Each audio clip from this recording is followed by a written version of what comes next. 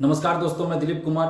दोस्तों, BSSC CGL 3 की PT परीक्षा 26 और 27 नवंबर को बीएसएससी के कैलेंडर के अनुसार आयोजित होनी है। बीएसएससी ने सिर्फ एक बार 2 महीने पहले नोटिस जारी किया था, जिसमें उन्होंने कहा था कि 26-27 नवंबर को पीटी परीक्षा होगी। एक कैलेंडर जारी किया गया था इस बहाली से संबंधित, लेकिन उसके बाद बीएसएससी ने कोई भी सूचना, कोई भी नोटिस नहीं दिया इस एग्जाम के बारे में। तो बीएसएससी से हम आग्रह कर रहे हैं, बीएसएससी के अध्यक्ष महोदय से आग्रह कर रहे हैं कि आप कम से कम एक नोटिस जारी कीजिए कि बीएसएससी सीजीएल 3 पीटी परीक्षा 26-27 नवंबर को होगी या नहीं होगी, और अगर होगी तो एडमिट कार्ड कब से डाउनलोड होगा।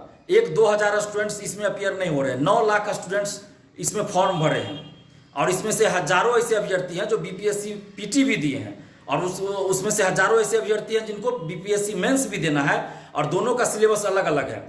और 26-27 नवंबर को बीएसएससी सीजीएल 3 की पीटी परीक्षा होनी है, और 1 महीना बाद 67वीं मेंस परीक्षा होनी है बीपीएससी की।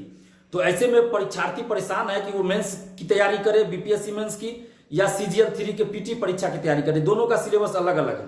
तो इसलिए बीएसएससी ये स्पष्ट कर दे कि 26-27 नवंबर को पीटी परीक्षा होगी या नहीं।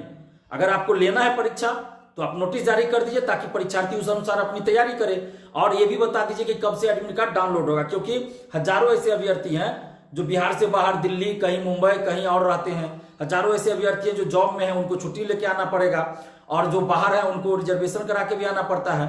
तो इसलिए आप कम से कम 20-25 दिन पहले आपको एडमिट कार्ड तो आपको दे देना चाहिए ना। 20-25 दिन पहले तो एडमिट कार्ड आपको दे देना चाहिए, ताकि पता चल जाए किसका सेंटर कहाँ है, वो उस अनुसार अपना तैयारी करे, रिजर्वेशन कराए, जैसे जाना हो व्यवस्था करे। लेकिन आप अभी तक ये कंफर्म नहीं कर रहे हैं कि 26-27 को पीटी परीक्षा होगी या नहीं। तो बीएसएससी के अध्यक्ष महोदय से हम आग्रह कर रहे हैं कि आप एक नोटिस जारी कर दीजिए, जिसमें ये बता दीजिए कि 26-27 नवंबर को पीटी परीक्षा होगी या नहीं। और अगर आप परीक्षा ले रहे हैं तो एडमिट कार्ड जल्द से जल्द आप जारी कीजिए, ताकि परीक्षार्थियों को परेशानी ना हो। और इसके साथ ही इस परीक्षा में पूरी तरह से पारदर्शिता लाई जानी चाहिए, क्योंकि बीएसएससी सीजीएल 1 और सीजीएल 2 में बड़े व्यापक पैमाने पे धांधली हुई थी। सीजीएल 2 का कट ऑफ फाइनल का 150 में निगेटिव मार्किंग 138 गया था। ओएमआर सीट बाहर ले जाकर रंगा गया, आंसर वायरल था, पेपर लीक था। तो ये घटना फिर से नहीं होनी चाहिए, पेपर लीक नहीं होना चाहिए, किसी तरह से आंसर वायरल ना हो और ओएमआर सीट बाहर ले जाकर न रंगा जाए। इसके लिए पूरी पारदर्शिता के साथ इस बहाली को पूरा कीजिए, और पारदर्शिता लाने के लिए हम 7 डिमांड आपके सामने रख रहे हैं, बीएसएससी के सामने 7 मांग रख रहे हैं, जिसमें पहला मांग हमारा है ओएमआर सीट की कार्बन कॉपी और क्वेश्चन बुकलेट परीक्षार्थियों को परीक्षा समाप्ति बाद दिया जाए। दूसरा डिमांड हमारा है आंसर की जारी हो, और रिजल्ट प्रकाशन के साथ ही कट ऑफ और सभी परीक्षार्थियों का मार्क्स बताया जाए। हमारा तीसरा डिमांड है कि 67वीं बीपीएससी पीटी पुनर्परीक्षा की तरह क्वेश्चन बुकलेट पर क्यूआर कोड हो, हर एक पेज पर क्वेश्चन बुकलेट नंबर दिया जाए। हमारा चौथा डिमांड है सभी सेंटर पर जैमर लगा हो, हर एक रूम में हर एक परीक्षार्थी का वीडियोग्राफी हो, और बायोमेट्रिक अटेंडेंस लिया जाए, ताकि अगर किसी के बदला में कोई और बैठा हो, स्कॉलर बैठा हो, तो मेंस में वो पकड़ा जाए। अगर मेंस में भी नहीं पकड़ा गया तो जब काउंसलिंग होगा उस समय वो पकड़ा जाए। तो इसलिए बायोमेट्रिक अटेंडेंस हर परीक्षार्थी का होना चाहिए, हर हाल में होना चाहिए। हमारा 5वां डिमांड है मोबाइल, ब्लूटूथ या इस तरह का कोई भी उपकरण किसी भी परिस्थिति में किसी भी अभ्यर्थी के पास एग्जाम हॉल में न रहे, इसकी व्यवस्था बीएसएससी हर सेंटर पर करे।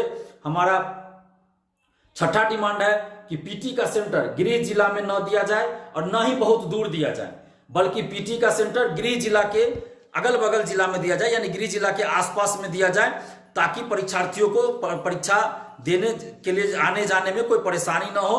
तो इस बात का पूरा इंतजाम करे बीएसएससी कि पीटी का सेंटर हर हाल में अभ्यर्थियों के गृह जिला के अगल बगल जिला में दिया जाना चाहिए।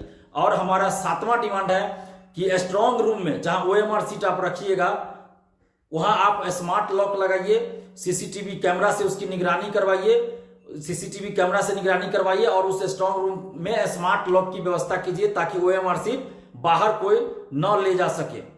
बाद में जैसे होता है कि ओएमआर सीट बाहर ले जाकर रंगा जाता है, तो ऐसी बात नहीं होनी चाहिए, इसलिए स्मार्ट लॉक की भी व्यवस्था आप कीजिए।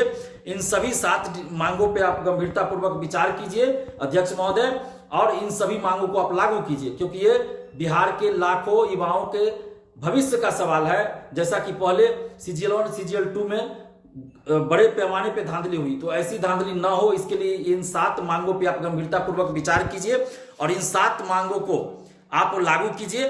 अगर आप ऐसा नहीं कीजिएगा अध्यक्ष महोदय, तो फिर हम लोग आंदोलन करने पे विचार करेंगे। हमें कोई शौक नहीं होता आंदोलन करने का, जब हमें मजबूर किया जाता है तब हम सड़क पे उतरते हैं या आयोग जाकर आंदोलन करते हैं। तो बीएसएससी के अध्यक्ष महोदय, ये 9 लाख स्टूडेंट्स के भविष्य का सवाल है, ये बिहार के युवाओं के भविष्य का सवाल है। तो इसलिए इस बहाली में किसी भी तरह की कोई गड़बड़ी नहीं होनी चाहिए, धांधली नहीं होनी चाहिए और पूरी पारदर्शिता लाई जानी चाहिए। इसलिए इन 7 मांगों पे आप गंभीरतापूर्वक विचार करके इन मांगों को लागू कीजिए। अगर इन मांगों को लागू नहीं करते हैं तो फिर हम लोग आंदोलन करेंगे। और जितने भी अभ्यर्थी हैं सबसे आग्रह कर रहे हैं कि आप लोग पढ़ाई अपना जारी रखिए और जब तक कोई ऑफिशियल नोटिस नहीं आता है तो 26-27 नवंबर को परीक्षा होगी, यही मान के आप तैयारी कीजिए और पारदर्शिता के लिए भी आवाज उठाइए। धन्यवाद, जय हिंद।